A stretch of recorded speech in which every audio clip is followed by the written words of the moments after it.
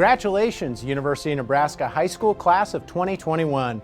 You are pioneers of remote learning, attending high school from around the world even before it was cool.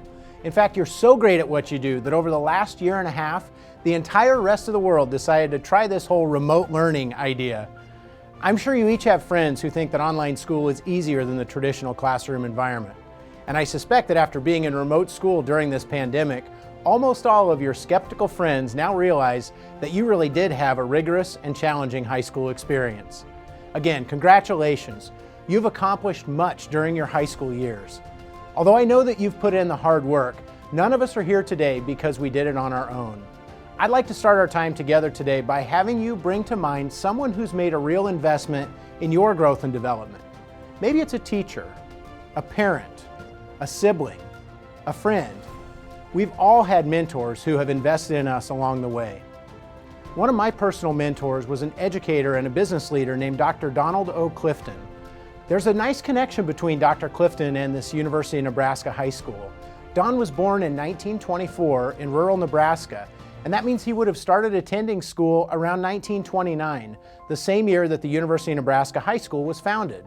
Well, many years ago, Don was asked in an interview if he had a teacher who had an especially important impact on his life. His answer, and I quote, "I had several. One of the first was Mr. Ray Burrell in elementary school. I went to a one-room country school, and when I was in 8th grade, I injured my leg and I was in a cast all winter. Mr. Burrell came to my house regularly. I can remember he rode a horse to come see me. I'd hear that horse coming, and then I'd hear him come into the house. I could still hear him say, 'Hiya, boy, what are you doing? What are you reading?' And I read more that winter than any other time in my life. And he got me started reading things like Darwin and Tolstoy, and then he would just want to talk them over, and that was really exciting." Well, just like Don Clifton, I'm sure you all have great teachers that have inspired your learning. It's my honor to get to serve as the Executive Director of the Clifton Strengths Institute at the University of Nebraska-Lincoln, where I have the privilege of putting many of Dr. Clifton's ideas into action. He was a great mentor to me, and I appreciate the opportunity to amplify his legacy by leading the institute that bears his name. Great educators individualize to the needs of each student. The University of Nebraska High School is known for being flexible to meet your needs as a student. Your teachers are known for being dependable, caring, and responsive. They're known for going the extra mile, sometimes literally, just like Mr. Burrell did for Don Clifton those many years ago. Well, now that you're graduating, I'm sure everyone in your life is asking you, what's next? I'm so impressed by the track record of the University of Nebraska High School graduates. Many of you are prepared to enter the workforce immediately after you graduate. Others are called to serve in the military or in the mission field. Some of you are going to devote more time and attention as you practice the fine arts or continue to pursue professional athletics. Perhaps most of you are headed off to additional academic training at a community college, a university, or other institution of higher education. I suspect you've already made up your mind about what's next. And for those of you who aren't sure, you're more than welcome to join me and my colleagues at the University of Nebraska this fall. You are wrapping up an important chapter in the story that is your life. We're here to celebrate your graduation. But it's important to remember that this event is called Commencement. Commencement is not about celebrating the end of something, it actually means to begin or to start something new.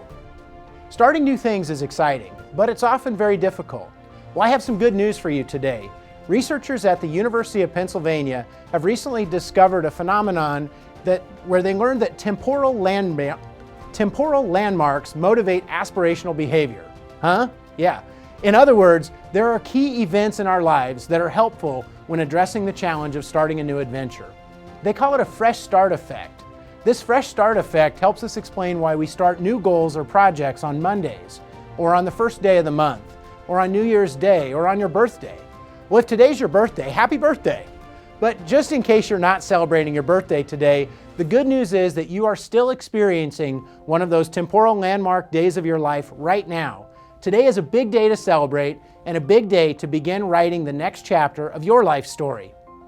Don Clifton used to say that people are most open to development during times of transition and change. And here we are. Don's research spans many topics around employee selection, employee engagement, customer service, and leadership development. He has been officially recognized by the American Psychological Association as the grandfather of positive psychology and the father of strengths-based psychology.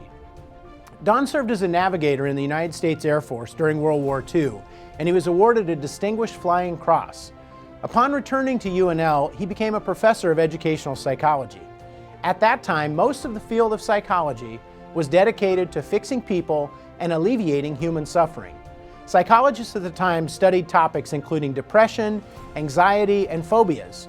Of course, that's very important work, but Don believed there was more to life than fixing problems. His research was guided by a simple question: what will happen when we think about what is right with people rather than fixating on what's wrong with them? Don focused his career on studying successful people, learning about the patterns in their life, he called them talents, that led to their success. Don developed a taxonomy of 34 strengths, which is now named the Clifton strengths. Do you know your top 5 signature themes of talent? One of my talents is called maximizer. People who lead with the maximizer talent are focused on excellence and love opportunities just like this to invest in people who are already successful and to continue to raise the bar around expectations and performance.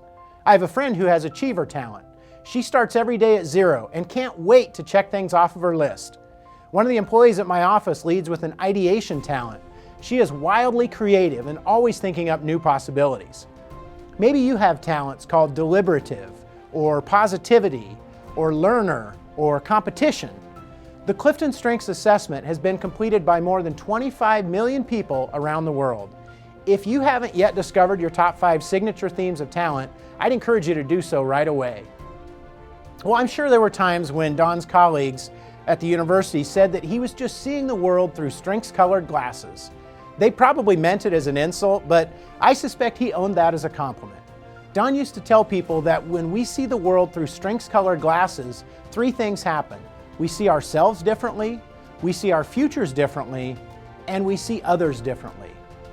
Even if you've never taken the Clifton Strengths Assessment, you certainly have talents that need to be celebrated as you step into this next chapter of your life. To identify your talents, consider the following 4 questions. First, what activities are you naturally drawn to? Are there certain activities or environments that just make you feel at home? That could be an indicator of a talent at work. Second, is there an area where you're a rapid learner? Do you pick up a skill or knowledge faster than most people in a certain area? That could be a glimpse of talent. Third, where do you find a sense of satisfaction? What makes you feel energized and fulfilled when you accomplish a goal or meet a challenge? That could be a talent coming to life. Finally, fourth, think of a time when you've experienced a sense of flow, that sense of timelessness where you get so engrossed in an activity that you lose track of time. You may be working in an area of talent. University of Nebraska High School Class of 2021, you have a lot to celebrate today. Take a moment to reflect on the key experiences of this chapter of your life. Remember a mentor who has helped get you to where you are today. And finally, take some time to reflect on who you are when you're at your best. Operating from your areas of greatest talent and potential will help you make an important difference for yourself and others. Again, congratulations.